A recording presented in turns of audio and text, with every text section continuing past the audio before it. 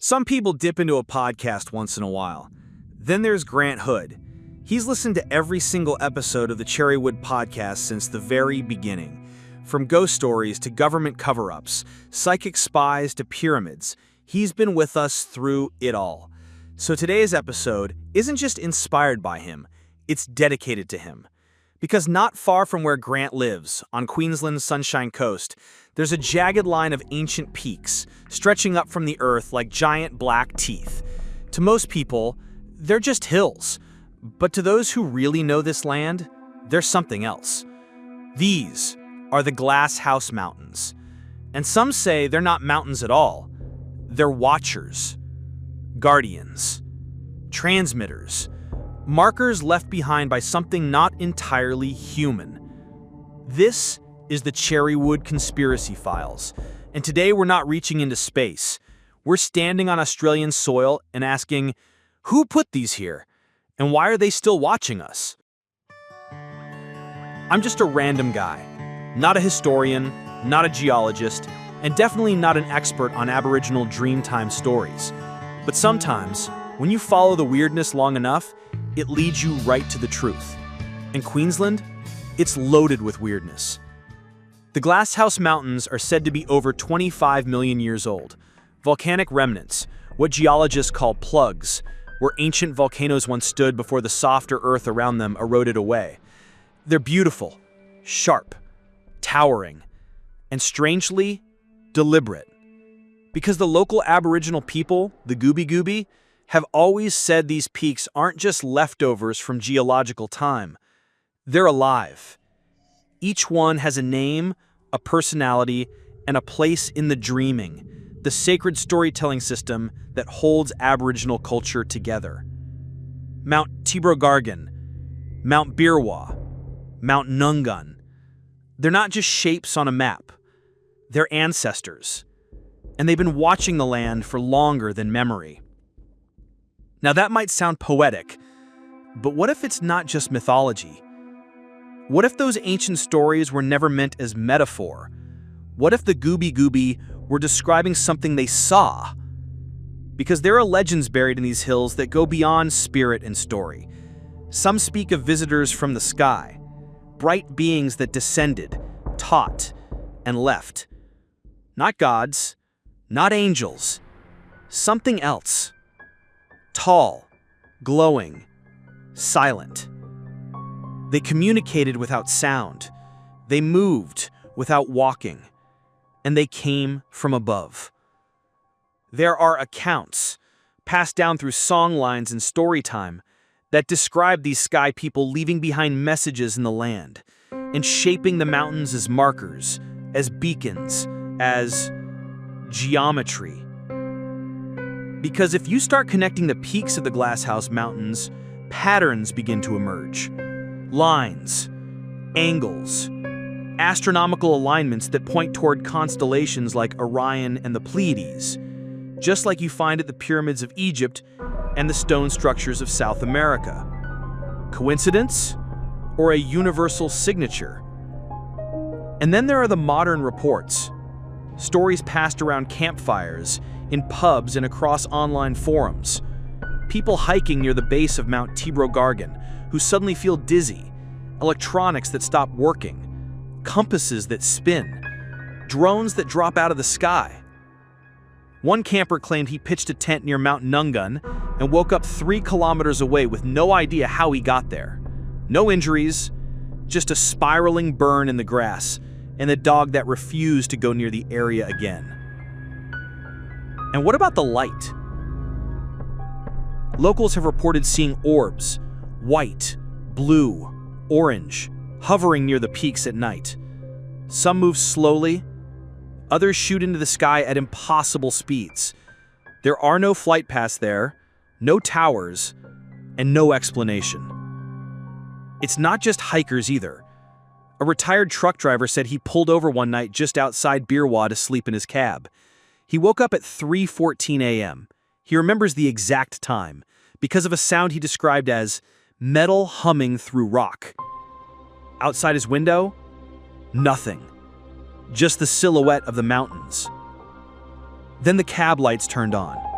by themselves. He never slept there again. And then there's the plane. In 1983, a light aircraft went missing between Mount Birwa and Mount Tibrogargan. No distress call, no wreckage, no bodies. Witnesses reported seeing a bright flash above the peaks that night. Police blamed weather. Locals still talk about it in low voices. Some say the plane went up, not down. Which brings us back to Grant Hood. Because when we messaged him and said, "Mate, if you could have one conspiracy story set in your backyard, what would it be?" He didn't hesitate. He said, Glass House Mountains.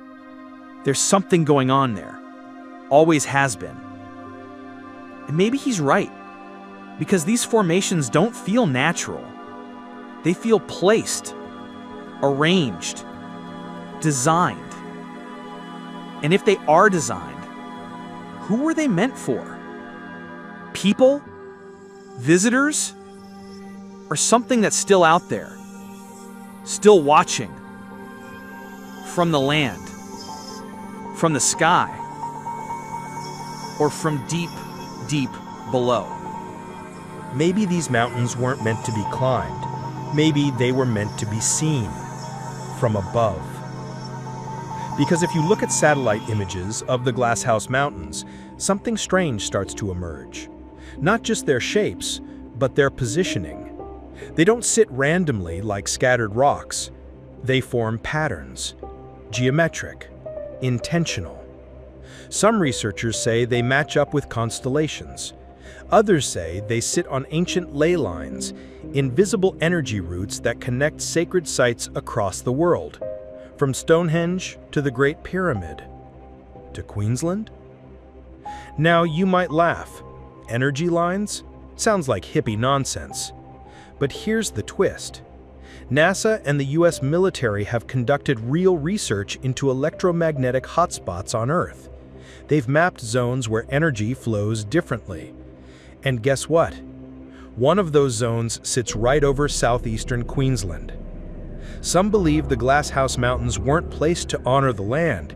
They were placed to charge it, to contain something, or to send something. That's where the transmitter theory comes in. What if the peaks aren't just markers, but tools? Some believe the mountains are conductive, that their composition, dense volcanic plugs, makes them perfect for sending or receiving signals. Not radio, not military. Something older, deeper. Imagine an ancient beacon system powered by the Earth itself, one that pulses silently, constantly, like a lighthouse, but for something in the sky. Maybe they're not just watching, maybe they're calling. Some Aboriginal stories describe sky beings returning in fire and sound.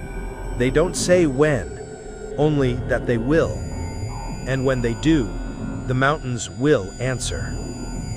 That idea gained attention again in 2002, when a research team flew drones near Mount Birwa to scan rock formations. The footage was never released publicly, but one of the team members later claimed their equipment picked up interference, a consistent rhythmic pulse. Not a radio signal, not geological activity, just a deep, low frequency, like a heartbeat. It got weirder. He said the pulse stopped the moment they crossed the tree line, and when they came back later with new equipment, it was gone. Which brings us to the question, if the watchers are still active, what are they watching for? There are theories, of course, that the peaks are part of an ancient early warning system meant to alert something or someone when the time is right, that they're dimensional anchors, holding open a window to somewhere else, that they're locked doors waiting for the right key. And then there are those who say the watchers aren't entirely passive, that sometimes people disappear for a reason. Because over the past 50 years, there have been dozens of missing person cases in the forests around Glass House. Some were explained, most weren't. The locals say the land takes who it wants. Bushwalkers, campers, people who wander too far alone. And every now and then someone comes back. Different. Quiet. Disoriented. Dreaming in languages they've never learned. Of course, there's no evidence, just stories. But it's always the same locations, the same shapes in the rock, the same smell of electricity in the air, and that same eerie feeling, like something is watching you, not malevolent, just waiting. Which brings us back to Grant Hood. He said once, "There's something sacred about those mountains. Even people who don't believe in anything feel it when they're near them." Maybe that's the point. Maybe belief has nothing to do with it. Maybe the watchers aren't waiting for prayers or rituals. Maybe they're waiting for recognition. A look, a glance, an acknowledgement that someone finally sees them. And if that happens, if the watchers are reactivated, then what? Do they send out a signal, or do they open? And what exactly is beneath them? Because legends also say the mountains are hollow, that caverns run through them like arteries, some natural, some not. There are whispers of sealed entrances, of symbols carved deep inside, older than any known culture, of people who went looking and didn't come back. Too many stories, too many gaps. So we ask, what if the Glasshouse Mountains aren't just geology? What if they're memory, architecture, technology? And what if their builders are still watching, from a distance, waiting to return? Or worse, what if they never left? Thanks for sticking with this one. If you're from Queensland, especially near Birwa, Tybrogan, or Mount Nungun, and you've had something strange happen out there, leave us a comment. You never know. You might not be the only one. But before we close the file on this mystery, a quick note. Much of what you've heard today is based on Aboriginal stories, local reports, and unverified accounts passed down through oral tradition and community folklore. We approach these stories with respect for both Indigenous culture and the power of mystery. The Glasshouse Mountains are real. Their beauty is undeniable. Their energy, well, that's something only you can feel. The Cherrywood Conspiracy Files is part of the Cherrywood Podcast, hosted by Simon and Rachel Burridges. You can catch us on YouTube, Spotify, Apple Podcasts, and wherever strange conversations live. For more information or to get in touch, visit www.cherrywoodpro.com. And if you enjoyed this episode, give it a like, leave a review, and tell us which mountains are watching you. This one was for you, Grant Hood. Thanks for always listening, and for reminding us that sometimes the most mysterious places are the ones right in our own backyard. Until next time, keep your eyes open, keep your feet grounded, and if the land ever hums beneath you, listen closely. It might be calling you back.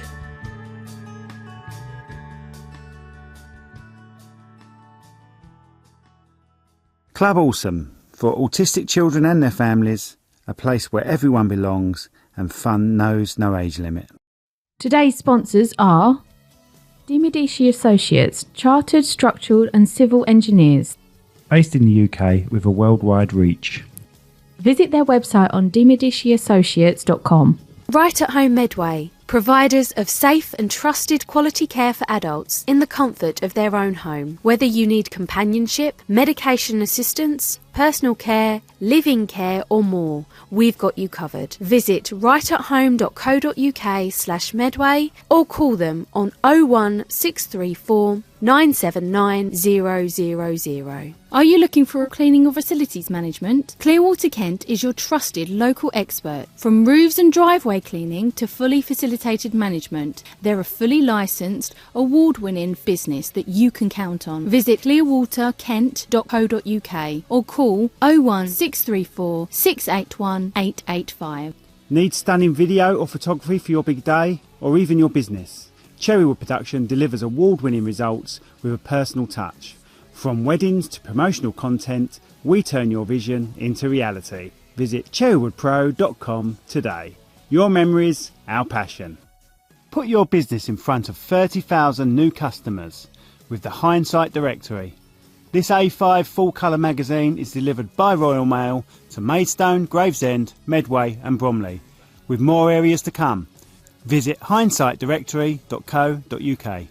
New Digital, helping businesses build their online presence with web design, SEO, Google Ads and social media.